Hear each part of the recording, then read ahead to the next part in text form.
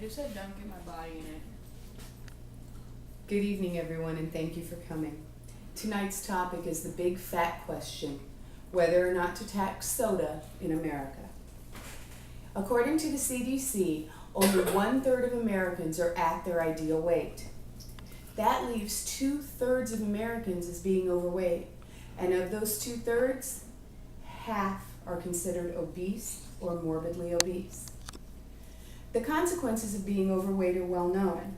The World Health Organization lists diabetes, stroke, heart disease, heart attack, and certain cancers as being consequences. It also prolongs suffering from these diseases, premature death, and is a huge drain on the healthcare system of America.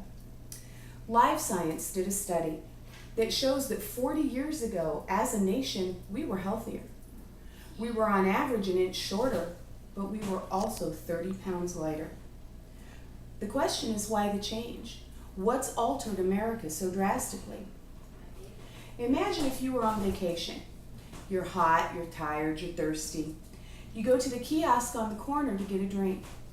They have Coke and they have water. Now, if you ask most people which they choose, most people would say, obviously, the water. It's healthier, it's better for you, it's better to hydrate you. Fair choices. Until you see that the bottle of Coke for 12 ounces costs you $1. The same amount of water costs you $3. That makes the situation a little less clear. Now, granted, the economics of supply and demand are in place, and it was Las Vegas in the desert in July. But that seems to be the attitude of all Americans anymore. Bigger is always better. Cheaper is always better. If you can spend a little to get anything extra, always take that deal. The food industry has flooded us, unfortunately, with abundant food over quality food. There's a prevalence of unnatural, unhealthy food. It's readily available, and it's literally being pushed down the throats of Americans. And unfortunately, sugar is the worst culprit. The fat tax is not a new concept. Other countries have implemented a fat tax, and unfortunately all of them have failed, except for Mexico. The Guardian reports that in 2012, Mexico had the highest death and chronic illnesses directly related to the consumption of sugary drinks. Coke in Mexico is a way of life. It's actually used in some religious ceremonies in the highland villages. And yet Mexico managed to not only impose this tax, they've made it work. Now, no one is saying that we're going to tax soda and no one's ever going to drink a Coke again and all the nation's health problems will be solved. But we have to start somewhere. In 2012, New York City Mayor Michael Bloomberg also passed a law that said no fountain drinks could be sold in New York City that were sugary over 16 ounces. Andrew Canales reported in the Post that unfortunately this law was overturned, despite the fact that New York has a 60% obesity rate. It was an unpopular law. The nation is unable or unwilling to change on its own. A CBS took a poll that showed 60% of Americans actually oppose any kind of a tax on junk food. Half of those very same people admitted that they need to lose weight. And unfortunately, most of those same people in the same poll gave a failing grade to the U.S. government as far as their efforts in fighting obesity. But just to demonstrate what we're really talking about here, these are common sizes of soda in the United States. You have a 12-ounce can, a 20-ounce bottle, and a 2-liter bottle. This 12-ounce can contains 39 grams or 9 2/3 teaspoons of sugar. Mountain Dew, the worst offender in 20 ounces, has 77 grams of sugar, which is 18 teaspoons in this bottle. A 2-liter bottle of soda, all the sugar won't even fit in one cup. It's 108 teaspoons or 240 grams. People do drink these every day, Millions of people drink these every day.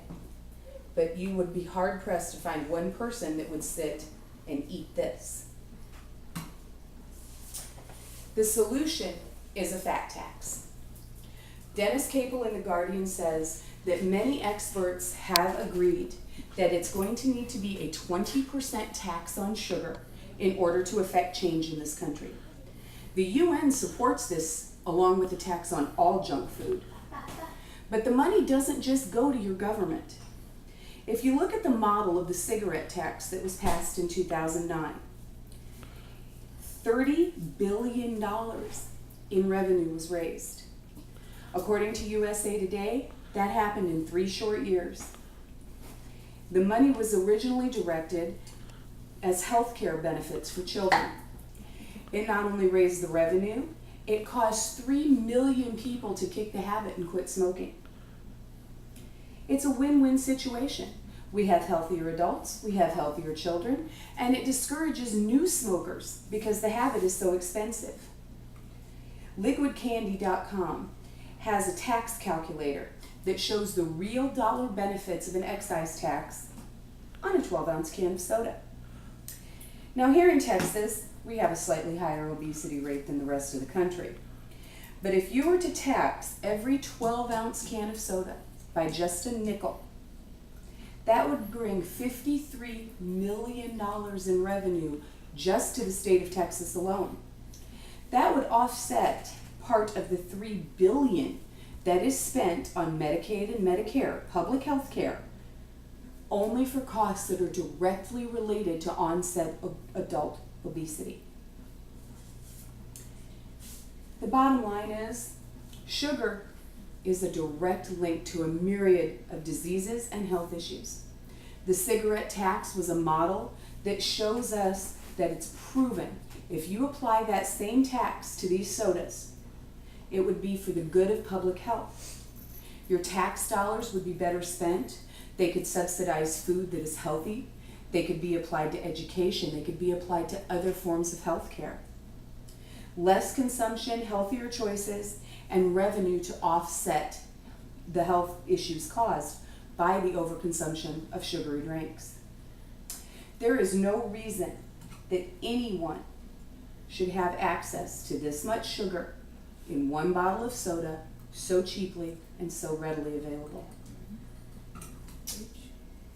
You know, feel free to have a Coke and a smile, folks. It's all your choice. But remember, it's hard to smile if you don't have any teeth. And it's really hard to smile when you've had a leg amputated due to diabetes. And if you're unlucky enough to have a stroke, it might be impossible to ever smile again. Again, the choice is yours, ladies and gentlemen, and thank you very much for your time.